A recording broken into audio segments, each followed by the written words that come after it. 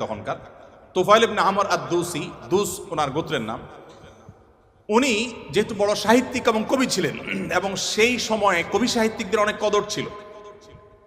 বড় বড় রাজদরবারগুলোতে কবি সাহিত্যিকদেরই পদচারণা সবচেয়ে বেশি ছিল, এবং সবচেয়ে বড় পুরস্কারগুলো তারাই জিততেন। প্রশংসা করে রাজাদেরকে বিভিন্ন কবিতা, বিভিন্ন পংক্তি, বিভিন্ন লেখা এগুলো উপহার দিলেই পুরস্কার পেতেন। তো তুফাইল ইবনে আমর আদ-দুসি যেহেতু সাহিত্যিক ছিলেন, ভিআইপি ছিলেন, তিনি মক্কা উমরা করতে এসেছেন। মুহাম্মদ সাল্লাল্লাহু আলাইহি ওয়াসাল্লাম তখন গোপনে ইসলাম এর দাওয়াত দিচ্ছেন।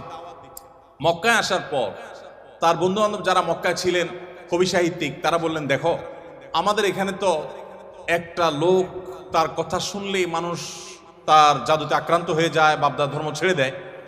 তো তোমার ব্যাপারে আমরা আশঙ্কা করছি যে তুমি এরকম অবস্থার মধ্যে পড়তে পারো। তাহলে একটা বুদ্ধি হলো, তুমি কানের মধ্যে তুলো দিয়ে রাখো, দোনো কানের ফুটো এমনভাবে বন্ধ করে দাও যে তুমি ওমরা যখন করবা, তওয়াফ করবা, সাই করবা, এই টাইমে যাতে ওই ভদ্রলোকের কোনো কথা তোমার কানে না আসে। অ্যাটলিস্ট এই সময়টা তুমি এভাবে একটু পার করো।